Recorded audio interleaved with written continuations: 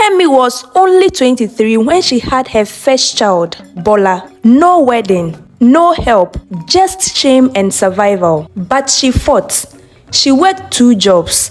She sold perfumes in traffic and braided hair at night.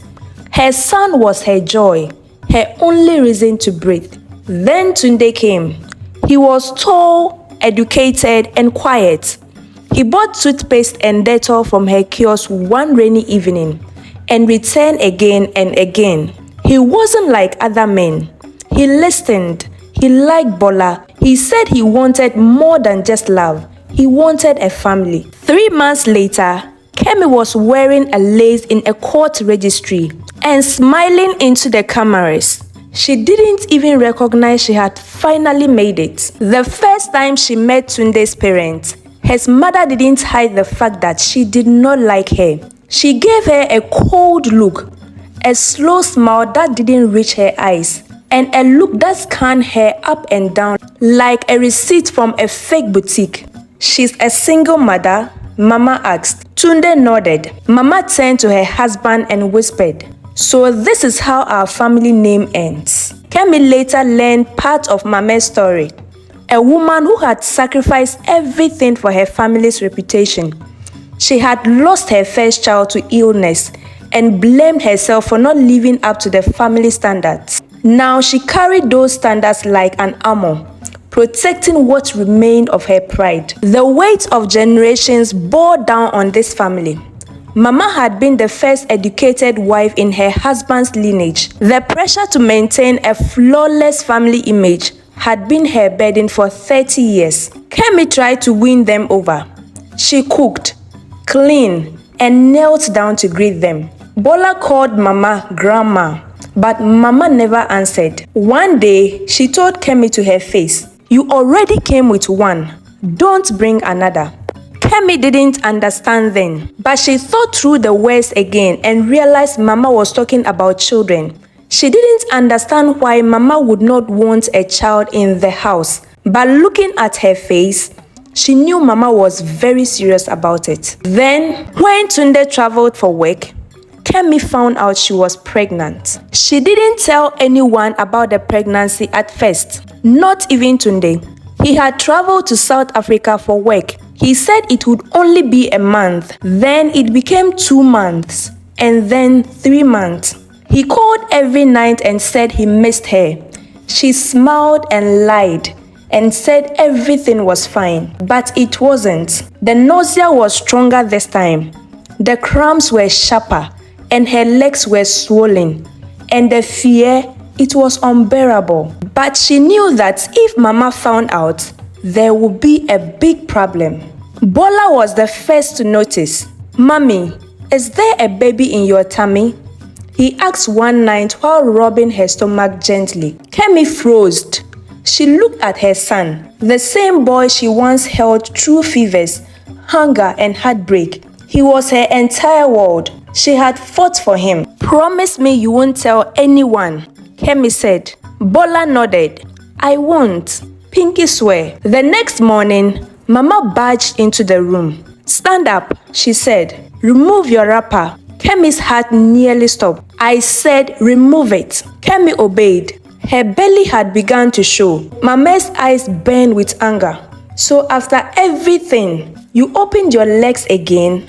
Mama said. Her husband, Tunde's father, sat in the corner quietly, sipping hot tea. "This is how you repay us?" Mama said. "You want to make this house a baby factory? You already came here carrying one mistake. Now you bring another?" Kemi fell to her knees. "I didn't plan this. Please, I wanted to tell Tunde when he returns." "Don't bother," Mama said.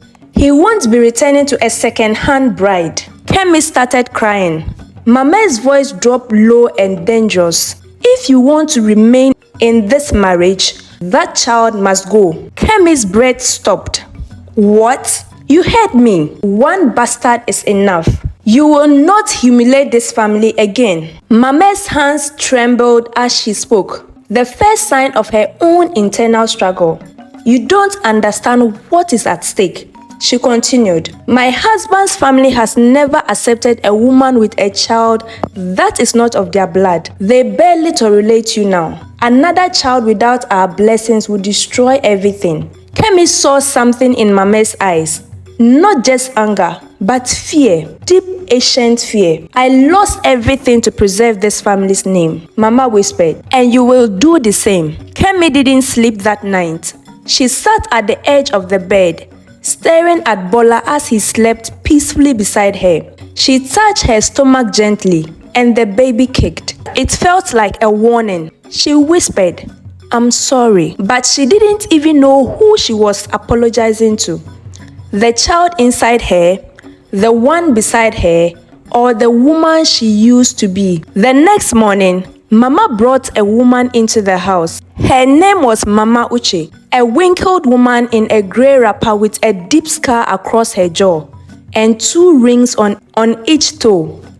"She's a mother of solutions," Mama said. "She will help you cleanse this disgrace," she said to Kemi. Kemi tried to protest. "I haven't even told Tunde. I can't just..." "You think Tunde will choose you over his family?" Mama said. "You forget who paid for that court wedding and who gave your son a place to sleep?" She leaned in closer to Kemi and said, "We made you. Don't make us unmake you. No baby is welcome in this family. Not now, not ever." They were to make a ritual to get rid of the baby. The ritual was planned for Friday 3 a.m. inside the guest house at the back of the compound. Kemi was told to drink something black. It tasted like fire and ashes. Then she was told to lie down. Her hands were tied and her feet rubbed with oil, with chalk on her belly. She couldn't move. The next day, she started bleeding. It didn't feel like a miscarriage. It felt like a murder. The family doctor came. He wrote on a piece of paper, "Natural loss." Kemi signed it with shaky hands. Her heart was beating, but the bleeding stopped after 3 days. The baby remained safe, protected, and still alive. The ritual had failed. That very day, Kemi told Tunde she was pregnant. She wanted to protect her child this time around, but Tunde only said, "Okay." No sign of excitement, nothing. The only thing he asked was, "Is Mama aware of this?" But Kemi remained silent. She was so scared of what could happen if they found out she still had the baby. She would lose her marriage, and Mama would never forgive her. Kemi wanted to be loved by her in-laws, and she would do anything for their acceptance. A week later, Kemi went to Mama Uche and whispered into her ears, "It's still there. I can feel it moving." The old woman's face darkened. "This one has a strong spirit. That's why it doesn't want to go." Mama was furious. "Then let's take more direct measures." That night, they came for her. 3 women, silent as shadows. They carried her to the garden behind the guest house, under the mango tree. A hole was already dark, small, just big enough for a baby. Kemi fought this time. She screamed, she kicked, and begged them. But they were stronger.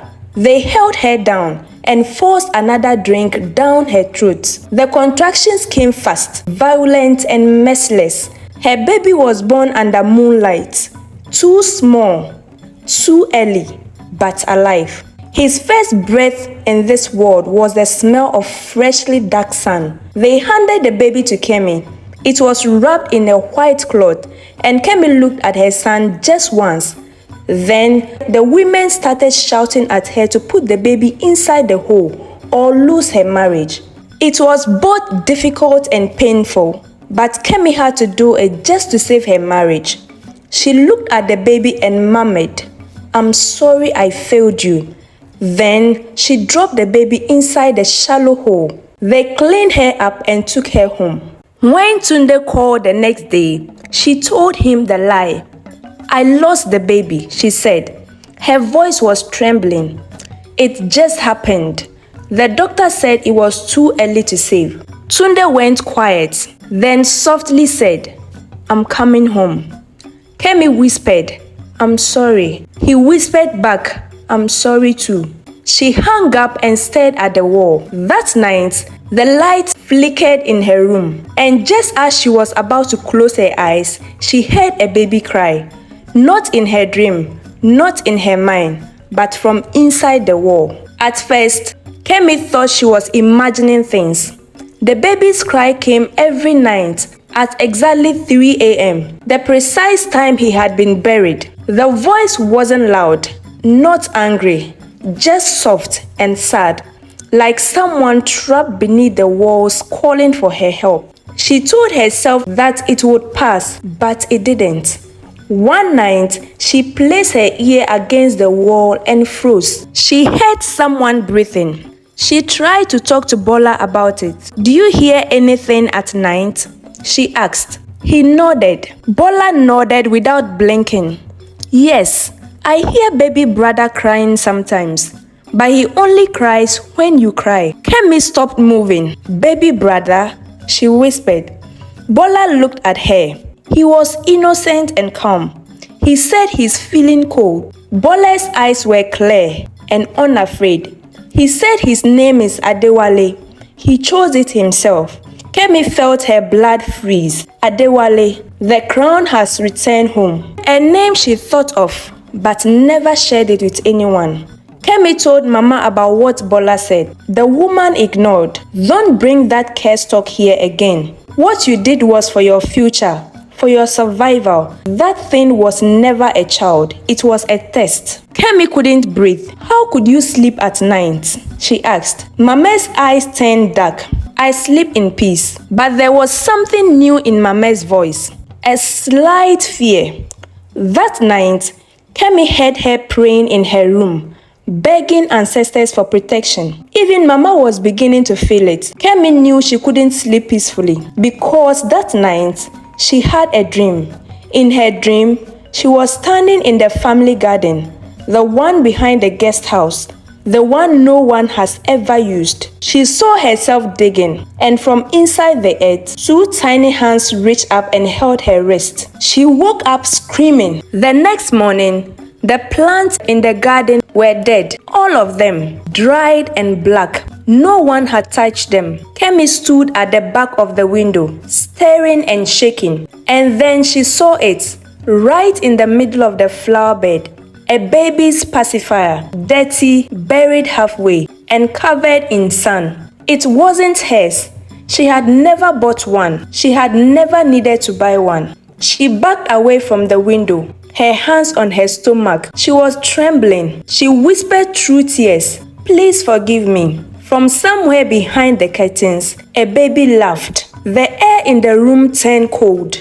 The curtains moved without wind. Tunde returned on a Wednesday morning. The house was spotless. Mama wore her best lace. The cooks were instructed to prepare yam porridge, his favorite.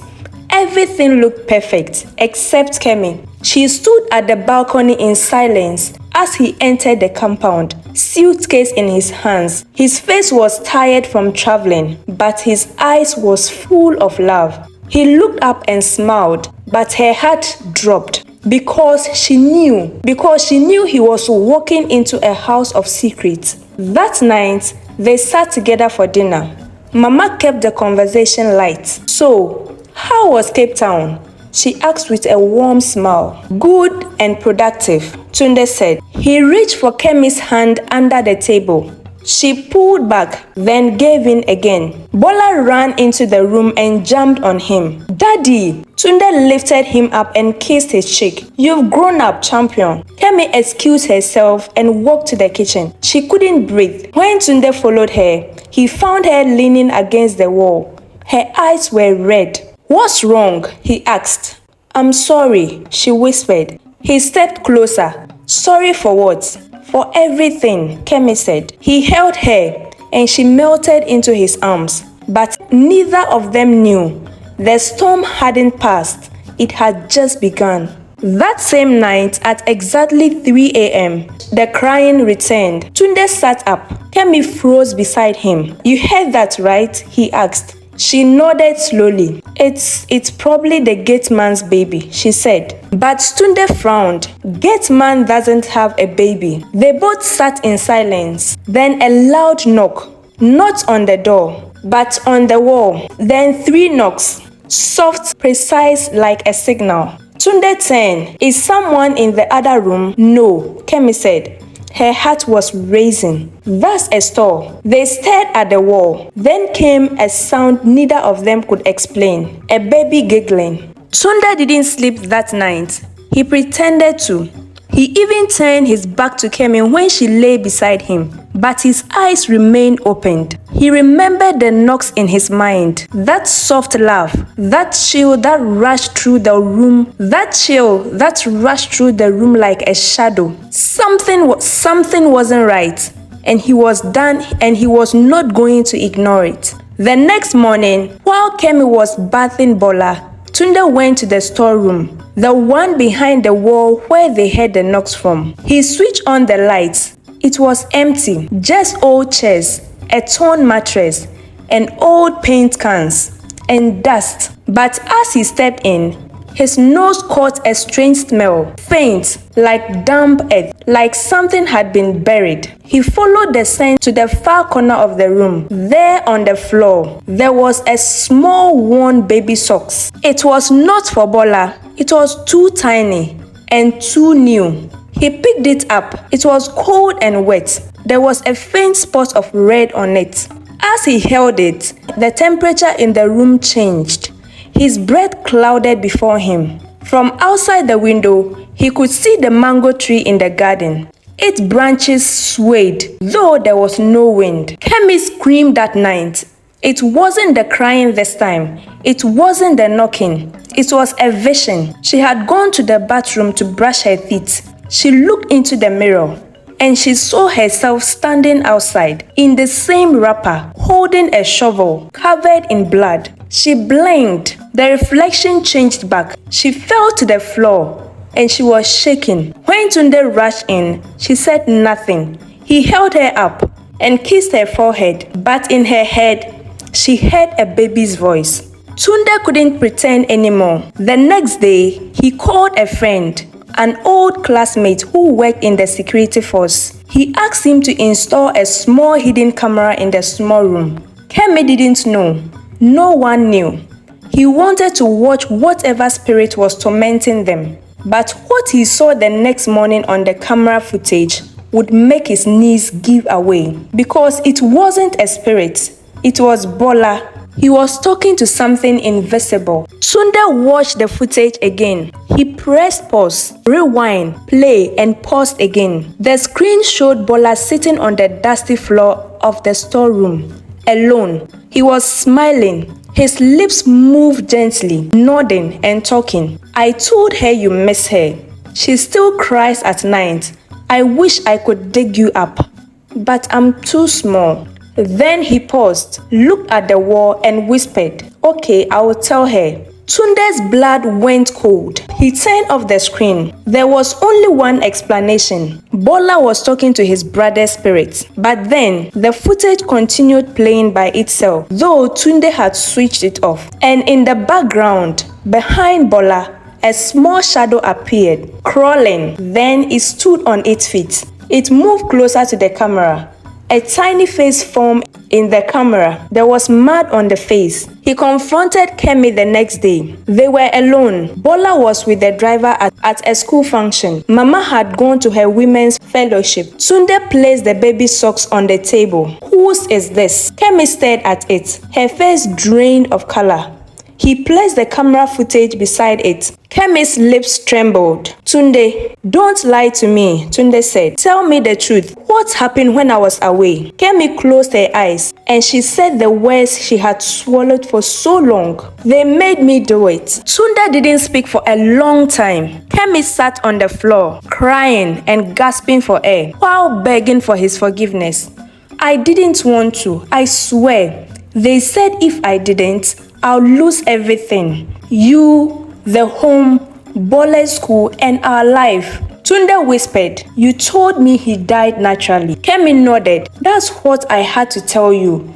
I couldn't tell you I buried him. I couldn't tell you I heard him cry and still pour the sun on him. Tunde walked away. He went upstairs and slammed the door. Kemi cried herself to sleep by the front door. That night, the power went out, and from the corner of the hallway, a child's voice echoed. Tunde didn't leave the house. For 3 days, he didn't speak to Kemi, didn't eat much, didn't sleep. He sat in his office, staring at his wedding photo, at the smiles that now felt like lies, at the woman he loved, who buried his child alive. But every time he closed his eyes, he saw the baby. Not a photo, not a memory, but a face. The house began to change. Light bulbs flickered, mirrors cracked. The scent of fresh earth began to fill the halls, as if the entire compound had been planted on top of a grave. One morning,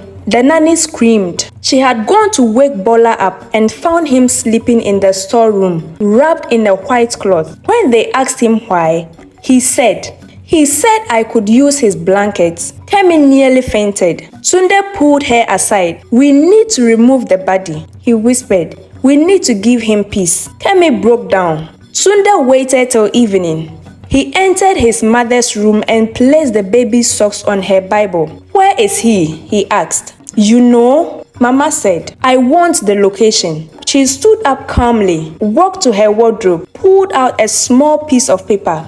Behind the old generator house, she said, under the mango tree. Tunde took it and turned to leave. But Mama's voice stopped him. If you dig out that child, you will curse this house. He turned slowly and said, no, you already did. You already cursed this house. Then he walked away. Behind him, Mama collapsed to her knees. Her hands were shaking. Her eyes were wide with fear.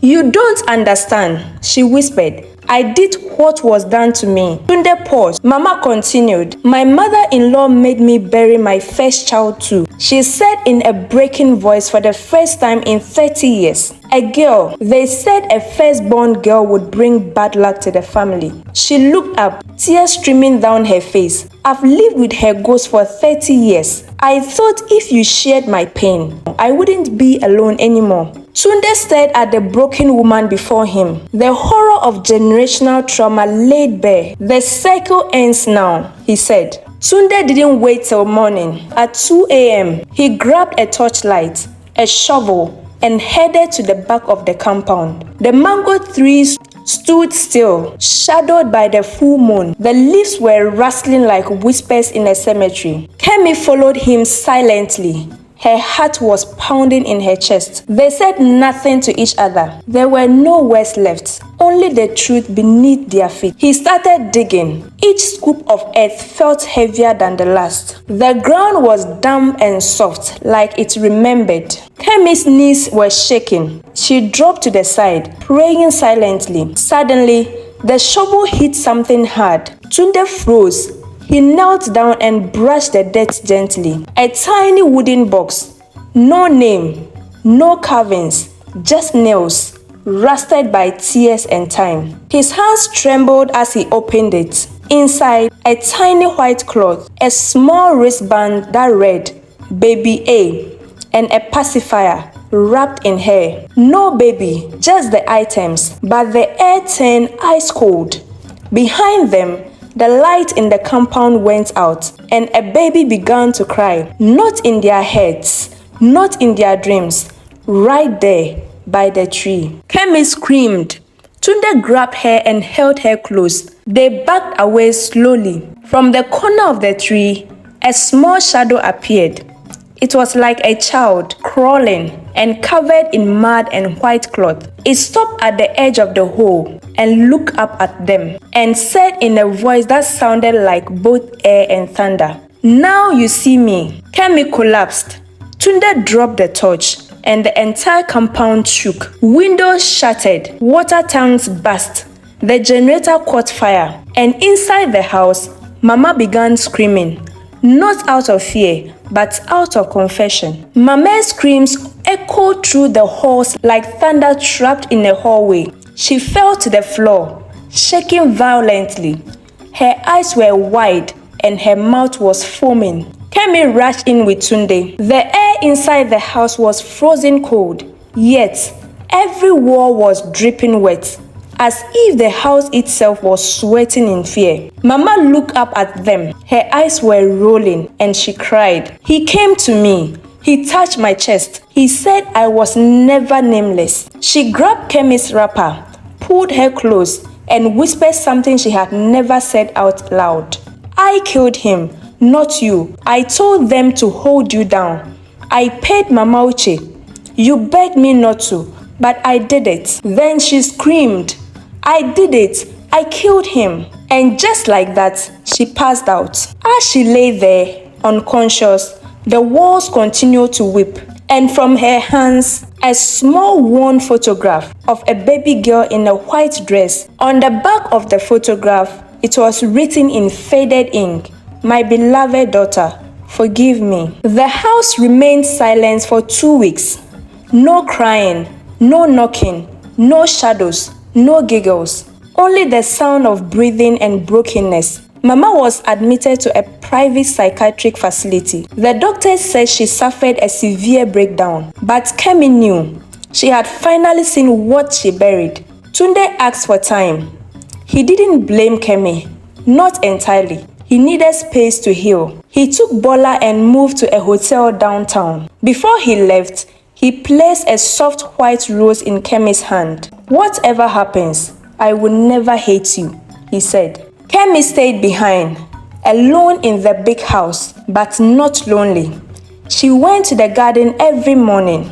She cleaned the area beneath the mango tree, planted new flowers, built a small memorial. She had a small plaque that read, "Adewale, my beloved son, not forgotten." She lit a candle in the hallway every night, one for the child she never got to raise, one for the part of herself she lost, and one for the woman she was becoming. She told the truth to everyone who asked. 3 months later, Tunde returned.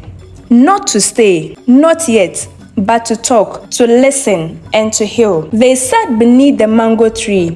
The air was warm. The leaves danced. "Bola misses you," he said. "And I miss you too." Kemi nodded. "I miss you both." He took her hand. "We won't come back to this house. There are too many ghosts here." Kemi understood. "But maybe we can start again. Somewhere new," Tunde said. She felt tears swell up. "I don't deserve it. None of us deserve second chances," Tunde said. "That's what makes them precious." As they sat there, a gentle breeze moved through the garden. The candle by Adewale's memorial flickered but didn't go out. And in that moment, they both felt it. A presence, not frightening, not vengeful, but peaceful and forgiving. Bola, who had been waiting in the car, ran over suddenly. His face lit up with a smile. "Baby brother says he's not cold anymore." A year passed. A new home, new memories, new healing. Kemi and Tunde rebuilt their marriage, piece by piece. Not perfect, but honest.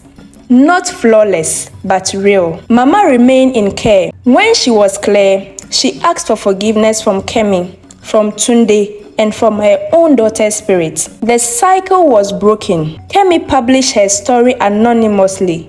It reached thousands.